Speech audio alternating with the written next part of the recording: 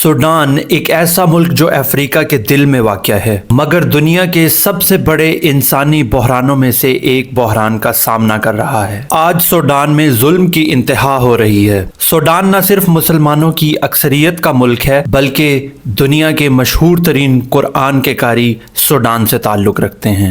Sudan کو کبھی افریقہ کا دروازہ بھی کہا جاتا تھا۔ یہ سیاہ فام لوگوں کا وہ ملک ہے جس کی زمین میں اتنا سونا موجود ہے کہ پوری دنیا کی معیشت کا رخ بدل سکتا ہے، مگر شمالی سوڈان اس وقت اپنی تاریخ کے سب سے خوفناک باب سے گزر رہا ہے۔ دارالحکومت خرطوم ملبے میں دفن ہے، ہاسپٹلز خالی، بازار جلے ہوئے اور لاکھوں لوگ اپنے گھروں سے بے دخل ہیں۔ سب سے پہلے آسان الفاظ میں یہ سمجھ لیں کہ یہ لڑائی دو طاقتوں کے درمیان میں ہے، سوڈانیز آرم فورسز SAF اور ریپڈ سپورٹ فورسز RSF۔ ان دونوں طاقتوں کے درمیان یہ جنگ بظاہر تو اقتدار کی جنگ ہے، مگر دراصل یہ سونے، زمین اور دولت کی وہ جنگ ہے جس نے انسانیت کا خون چوس لیا ہے۔ کہا جاتا ہے کہ سوڈان کی زمین کے نیچے 1550 ٹن سونا چھپا ہوا ہے، مگر حقیقت یہ ہے کہ آج ہر کلو سونے کے بدلے 2 انسانی جانیں قربان ہو چکی ہیں۔ یہ وہ سونا ہے جو آج ملک کے لیے رزق نہیں بلکہ عذاب بن گیا ہے۔ روزانہ تقریباً 100 کلو گرام سونا غیر قانونی طور پر سرحد پار سمگل ہوتا ہے اور وہی پیسہ بندوقوں اور ڈرونز کے ذریعے خون بن کر بہتا ہے۔ سوڈان میں جاری یہ جنگ اقتدار کی ہوس نہیں بلکہ سرمایہ کی غلامی ہے۔ یہ لڑائی زمین کی نہیں بلکہ زمین کے نیچے دفن خزانے کی ہے۔ ہر چمکتا ذرہ ایک قبر کی مٹی ہے اور ہر گرام سونا ایک انسان کی کہانی ہے، مگر سوڈان کی کہانی سمجھنے کے لیے ہمیں تھوڑا پیچھے جانا ہوگا۔ 1956 میں جب سوڈان نے برطانیہ سے آزادی حاصل کی تو امید تھی کہ یہ ملک ترقی کرے گا، مگر آزادی کے فوراً بعد اسے گہرے نسلی، مذہبی اور علاقائی اختلافات کا سامنا کرنا پڑا۔ شمال میں عرب مسلمان اور جنوب میں افریقی عیسائی اور مقامی قبائل کے درمیان یہ فرق جلد ہی خانہ جنگی میں بدل گیا۔ 1958 میں جنرل ابراہیم عبود نے اقتدار پر قبضہ کیا، پھر 1964 میں عوامی تحریک سے ان کی حکومت ختم ہوئی، مگر سیاسی عدم استحکام برقرار رہا۔ 1969 میں جنرل جعفر نمیری نے حکومت سنبھالی، امن کے کچھ معاہدے ہوئے، مگر 1983 میں جنگ دوبارہ شروع ہو گئی جو کئی دہائیوں تک جاری رہی۔ لاکھوں لوگ مارے گئے، پر آخر کار 2005 کے امن معاہدے کے بعد جنوبی سوڈان کو خود مختاری ملی جو 2011 میں ایک آزاد ملک بن گیا۔ شمالی سوڈان میں فوجی حکومتوں اور معاشی بحرانوں کا سلسلہ جاری رہا اور 2019 میں صدر عمر البشیر کی 30 سالہ آمریت عوامی احتجاج سے ختم ہوئی، مگر فوج نے دوبارہ اقتدار سنبھال لیا۔ مسلسل فوجی بغاوتیں، خانہ جنگیاں اور اقتدار کی کشمکش، شمال اور جنوب کی لڑائیاں اس کے مقدر کا حصہ بن گئی۔ پھر 2011 میں جنوبی سوڈان کا الگ ہونا اور اب ایک نئی خانہ جنگی، جیسے تاریخ بار بار سوڈان میں خود کو دہرا رہی ہو۔ 2019 میں جب عوامی احتجاج کے بعد طویل عرصے سے حکمران عمر البشیر کو ہٹا دیا گیا تھا تو لوگوں کو لگا تھا کہ اب ایک نیا سوڈان بنے گا، جمہوریت آئے گی، امن آئے گا، لیکن ایسا نہ ہوا۔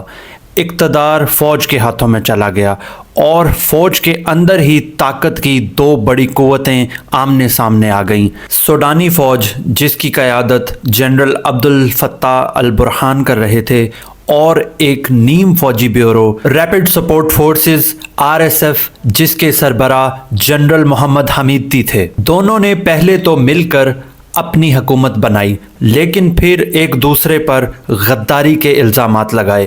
اپریل 2023 میں وہ دن آیا جب خرطوم کی سڑکوں پر ٹینک نکل آئے، ہوائی جہاز بمباری کرنے لگے اور سوڈان ایک دفعہ پھر خانہ جنگی میں ڈوب گیا۔ ہزاروں لوگ مارے گئے، لاکھوں لوگ بے گھر ہو گئے۔ اقوام متحدہ کے تحت تقریباً 1 کروڑ لوگ اپنے گھروں سے بھاگنے پر مجبور ہوئے، اور خوراک کی کمی، بیماریوں اور بدامنی نے عام شہریوں کو زندہ لاشوں میں بدل دیا۔ بچے بھوک سے مر رہے ہیں، عورتیں در بدر ہیں، اور بزرگوں کو چھوڑ کر سب لوگ نقل مکانی پر مجبور ہیں۔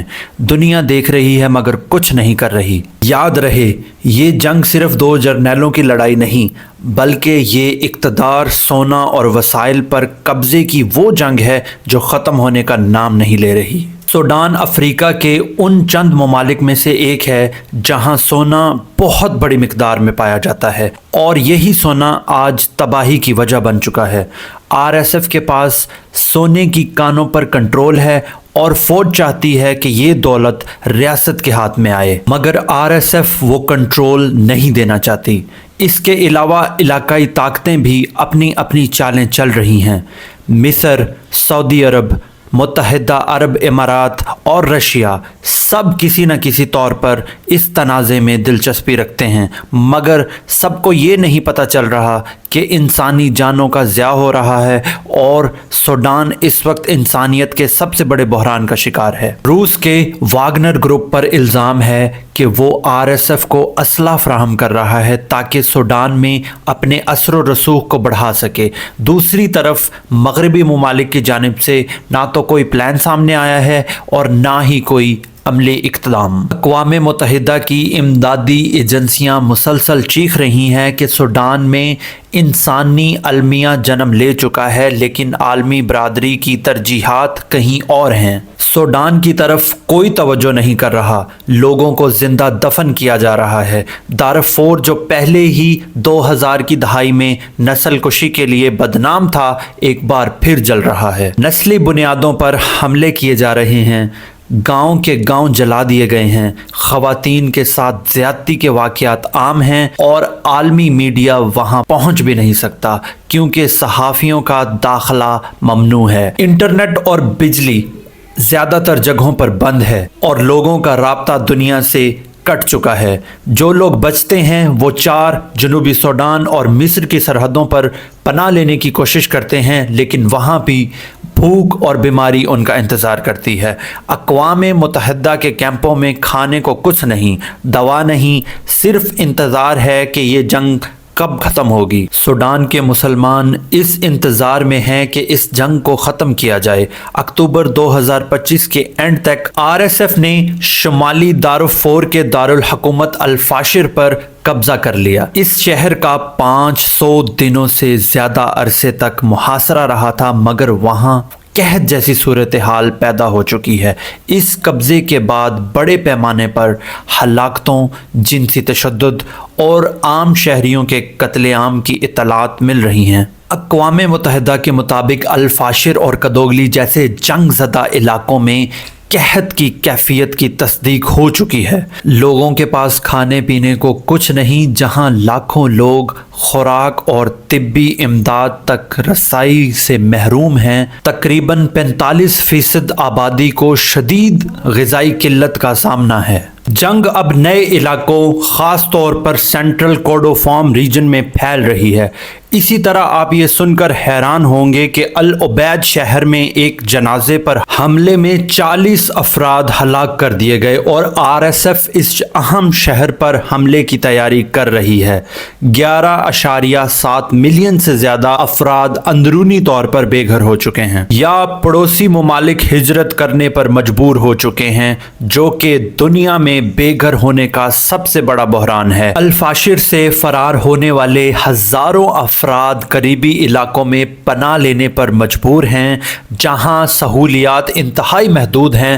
اقوام متحدہ کے سیکرٹری جنرل نے فوری جنگ بندی کا مطالبہ کیا ہے تاکہ تشدد کو روکا جا سکے اور ان دونوں قوتوں کو سمجھایا جا سکے اور انسانی امداد کی رسائی ممکن ہو سکے۔ تاہم فریقین کی جانب سے جنگ بندی کی امریکی تجاویز پر کوئی خاص پیش رفت نظر نہیں آتی۔ بین الاقوامی فوجداری عدالت ICC الفاشر میں مبینہ اجتماعی ہلاکتوں، عصمت دری اور دیگر جرائم کے شواہد اکٹھے کر رہی ہے۔ آر ایس ایف پر الزام ہے کہ وہ ان مظالم سے توجہ ہٹانے کے لیے اجتماعی قبریں کھود کر لوگوں کو دفن کر رہے ہیں۔ مجموعی طور پر سوڈان میں تشدد عروج پر ہے، انسانی امداد کی فراہمی میں شدید رکاوٹیں ہیں اور ملک ایک گہرے بحران سے گزر رہا ہے جس کے فوری حل کے آثار نظر نہیں آ رہے، اور یہ سوال ہر سوڈانی کے ذہن میں ہے کہ آخر یہ سب کب رکے گا؟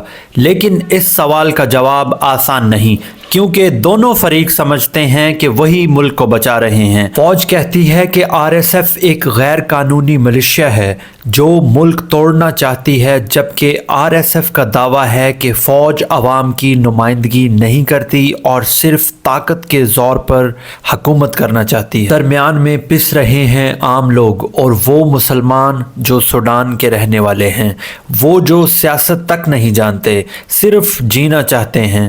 لیکن عام اسلامی ممالک کے لیے بھی یہ ایک سوالیہ نشان ہے، کیونکہ سوڈان مسلم اکثریت والا ملک ہے۔ دنیا کے کئی ممالک اس جنگ کو نظر انداز کر رہے ہیں کیونکہ یہاں شاید تیل نہیں ہے، یا شاید دنیا کی توجہ یوکرین، اسرائیل یا دیگر جنگوں پر ہے، لیکن سوڈان کا انسانی بحران کسی کو نظر نہیں آ رہا۔ یہ اب اتنا بڑھ چکا ہے کہ فوری توجہ نہ دی گئی تو پورا خطہ متاثر ہو سکتا ہے۔ دریائے نیل جو مصر کی زندگی ہے سوڈان سے گزرتا ہے۔ اگر وہاں بدامنی بڑھتی رہی تو یہ پانی کی جنگ میں تبدیل ہو سکتی ہے۔ افریقی یونین نے مذاکرات کی کوشش کی، سعودی عرب اور امریکہ نے بھی ایک عارضی سیز فائر کروایا، مگر وہ چند دن سے زیادہ نہیں چل سکا۔ ہر بار جب سیز فائر ہوتا ہے اگلے ہی دن دوبارہ گولیاں چلنا شروع ہو جاتی ہیں۔ یہ انتہائی المناک ہے۔ مسلمانوں کا قتل عام ہو رہا ہے۔ سوڈان کے مسلمان آج خود کو بھولا ہوا محسوس کر رہے ہیں۔ وہ دنیا سے مدد مانگ رہے ہیں مگر آواز دب جاتی ہے۔ کئی لوگ سوشل میڈیا پر پوسٹ کرتے ہیں کہ ہم بھی انسان ہیں، ہمیں بھی یاد رکھو۔ ان کے لیے زندگی دن بدن کم ہوتی ہوئی روشنی کی طرح ہے۔ ان کے بچے اسکول نہیں جاتے، ہاسپٹلز، کھانا کچھ میسر نہیں ہے۔ کچھ علاقوں میں لوگ درختوں کے پتے کھانے پر مجبور ہیں۔ یہ کوئی پرانی تاریخ نہیں، یہ 2025 کا سوڈان ہے، ہمارے زمانے کا سوڈان۔ اب سوڈان کی یہ صورتحال ہے۔ سوڈان ہمیں یاد دلا رہا ہے کہ جنگ کسی بھی مسئلے کا حل نہیں بلکہ نئے مسائل کی بنیاد ہے۔ ایک ملک جہاں کبھی ثقافت، شاعری اور موسیقی زندہ تھی، آج بارود کی بدبو میں ڈوبا ہوا ہے، لیکن امید اب بھی ہے، کیونکہ عام لوگ اب بھی ایک دوسرے کی مدد کر رہے ہیں، رضاکار اب بھی کام کر رہے ہیں، اور کچھ سوڈانی صحافی اپنی جان خطرے میں ڈال کر سچ دنیا تک پہنچا رہے ہیں۔ ہمیں اس امید کو زندہ رکھنا ہوگا۔ دنیا کو سوڈان کے لیے آواز اٹھانی ہوگی، کیونکہ بچہ جو جنگ میں مرتا ہے وہ صرف سوڈان ہی نہیں، وہ انسانیت کا نقصان ہے۔ آج اگر ہم سوڈان کے لوگوں کی مدد کے لیے نہ اٹھے، نہ بولے، تو کل کوئی ہمارے لیے بھی نہیں بولے گا۔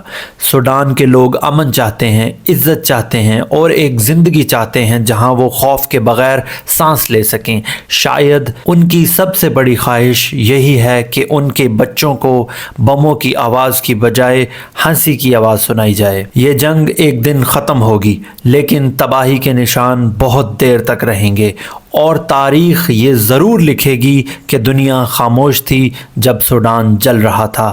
اسی امید کے ساتھ اجازت دیجیے۔ اگر آپ کو ہماری ویڈیو پسند آئی تو لائک کیجیے اور سبسکرائب کرنا نہ بھولیے تاکہ آئندہ آنے والی ہماری ہر ویڈیو آپ تک باوقت پہنچ سکے۔